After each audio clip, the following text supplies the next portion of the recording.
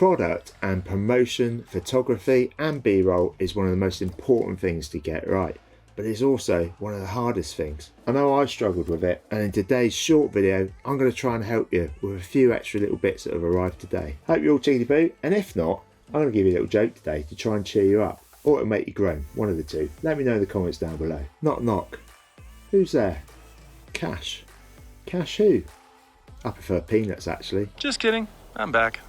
Now I'm no master at it by any way, shape or form, but I have got better over time. And this, or one of these things here, these here, have arrived today, okay? Now they are going to help you improve your product photography. I've got a few more of these to show you in a sec. But I'll also give you some tips and top things that I've found out from others that will really help you with your product photography and B-roll. Now Peter McKinnon, you probably all know him, he's a master at this, isn't he? His product photography just goes that extra level. In fact, it might even be another level. And he has some great videos out there. There'll be links down below for those if you want to go and check him out. Some of the key bits that are mentioned in those videos though, are around starting with a theme, not just having your product, individually sat there. Using things like textures and props, and then that gives that added depth to your actual photos and gives it a bit more interest to it, but making sure your product is really prominent and actually highlighted within that shot. And these are designed to supplement your product.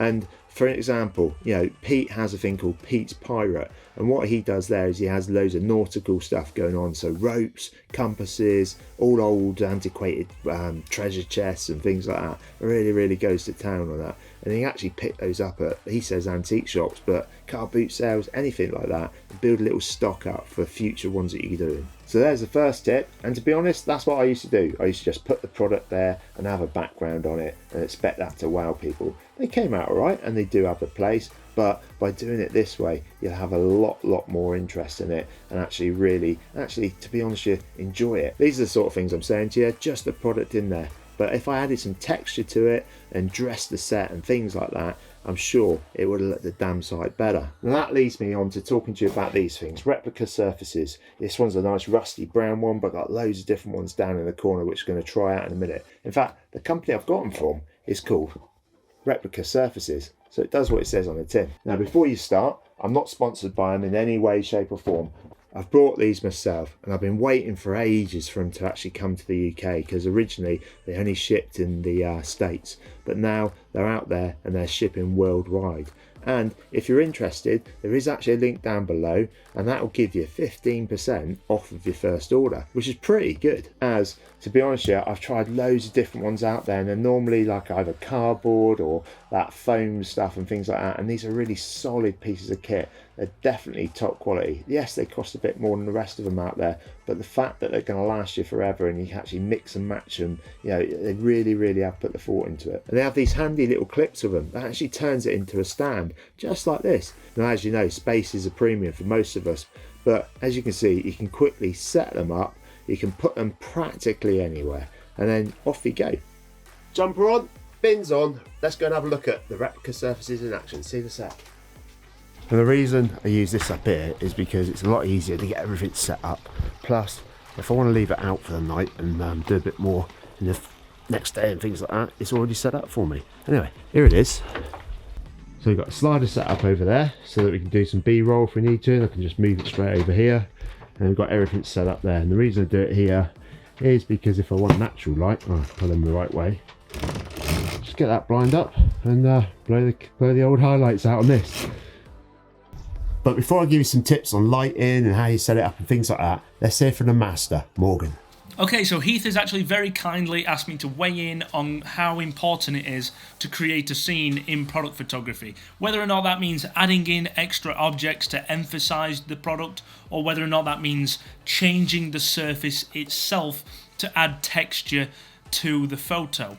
To me, changing the surface that the product is on is a very big deal. Whether or not it's this wood surface that I have or this map that's also like a desk mat, it just adds that extra texture to the photo. This is a nomad case. Nomad pretty much stands for adventure and expedition and outdoor lifestyle. So to advertise this phone case in a studio setting, I would probably put it on top of this mat, because the mat itself is a map. The mat is a map. and it signifies travel and expedition. It's like a subliminal background. That's how important it is. You don't think about it, but you notice it, and it makes the photo better. That is why creating a scene and changing your surfaces is so important. Anyway, cheers, Heath. Cheers, Morgan. Right, I've taken some of his advice and some other people's, and we've set up this little setup here. What we're doing is shooting some of the Polar Pro stuff. So we've got loads of props in the background that are around light, and these lenses themselves are going to be pretty awesome. We'll do another video on those another day. Anyway, let's have a closer look at what we've done. As you can see, we've got it at the centre so that it's actually the focal point of it. And to add a bit of smoke so it's nice and safe, we've got this little incense burner here, the cone ones. We're going to stick that in there and get some smoke going in the background. And the lens I'm going to use today is the RF85. The reason being is it's got a real low aperture and all that side of it, so we can get that nice blurry background and focus on the actual products themselves. Plus there's some nice little things I found while I was opening these up. Now we've got the blue Morphic, the mist and the gold Morphic, and they've actually got it nicely printed on the side here on the old Polar Pro lenses. So what I've done, and I didn't realise you could do this, you can stack them, yeah, so you can get different effects from them and things like that. But we will have some photos at the end with those effects on there as well, so you can have a look at them if you're interested. But yeah, stack them, and then you've got all them little names in there, and I just think that adds that little, bit extra to it, doesn't it?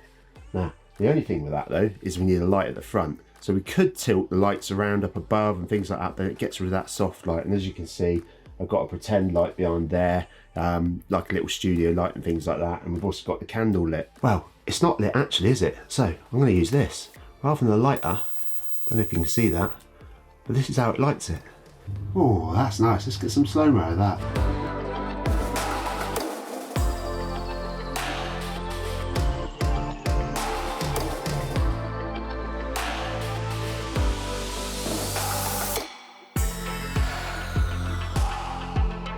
And the last thing to do is get the strip light on, just so you can highlight some key points on the product that you're trying to photograph, in this case being the old filters. Alright, so let's see what they look like. Oh, and the other tip, before we get on with it, is get as many shots as you can. At the end of the day, you can delete whatever you don't need, can't you? Get different angles, get vertical and horizontal for all the different media that you're going to use, and then just crack on. Anyway, we're going to do a few of these. You can see them now, but I'm also going to do a load of other stuff later on today, and they'll be at the end of the video if you're interested. And what I'll do is I'll show you my layout plus the shots afterwards, and let me know what you think about them in the comments.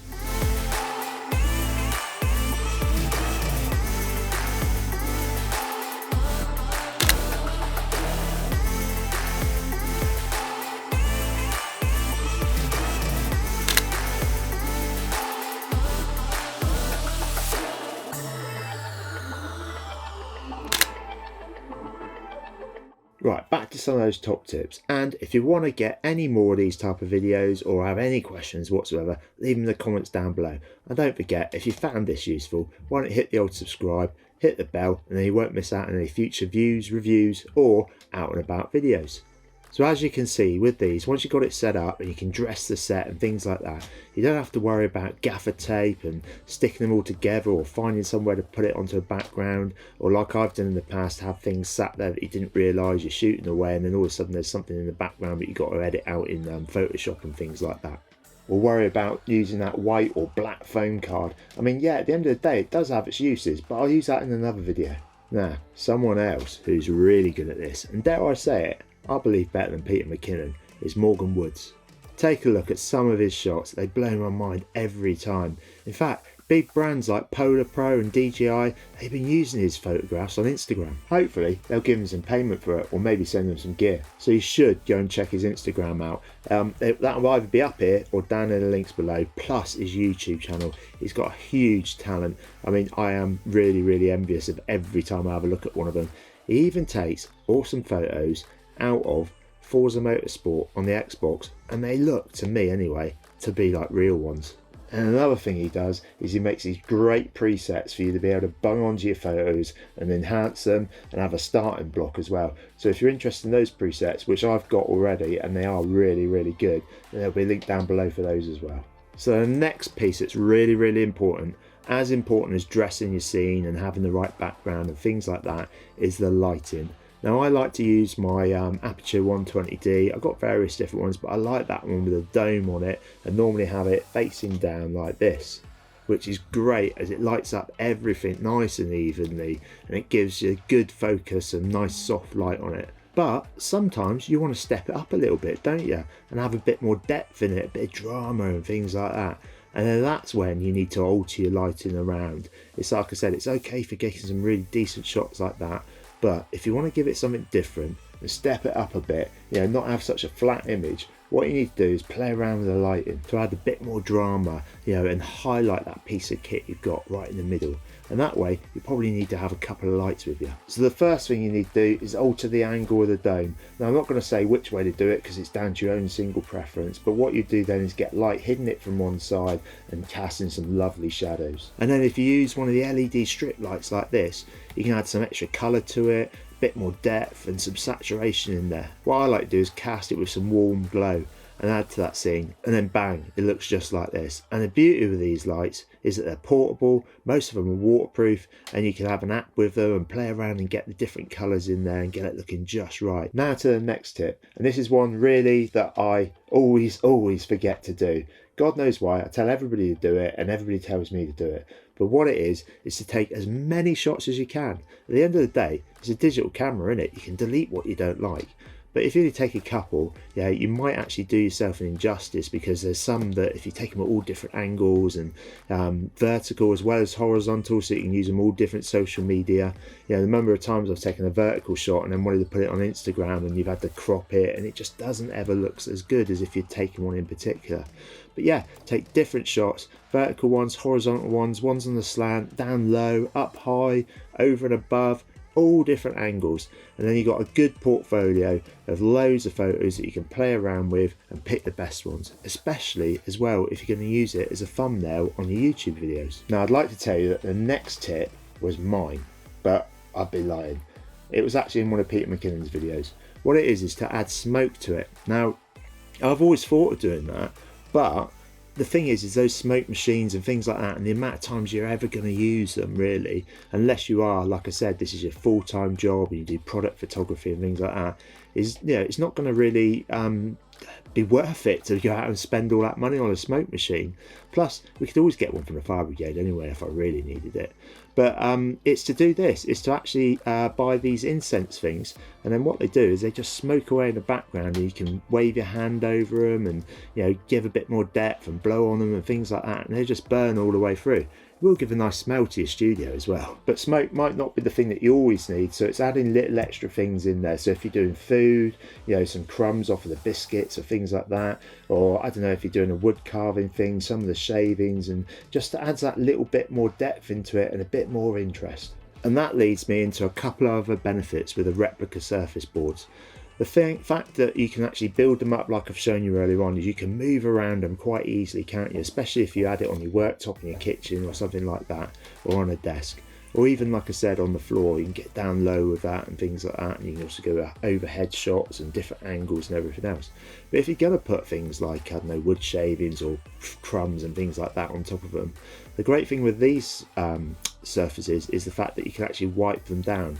Don't saturate them, don't use like cleaning chemicals and things like that, just a damp microfiber cloth, wipe that off and then dry it straight away with another dry microfiber cloth, and then that way you'll have them lasting forever. So that's it for today everyone. If you want more videos like this, let me know in the comments down below, because I've got loads of tips that I've built up that I've found from other people, by the way. It's never been my own, jack of all trades, master of none, all that sort of thing. But if you do want something in particular, or if you just want more videos like this, then let me know in the comments down below. Hopefully you found this one useful, and if you did, give it the old thumbs up. Thanks for watching everybody, stay safe out there, have fun making stuff. Cheers for now.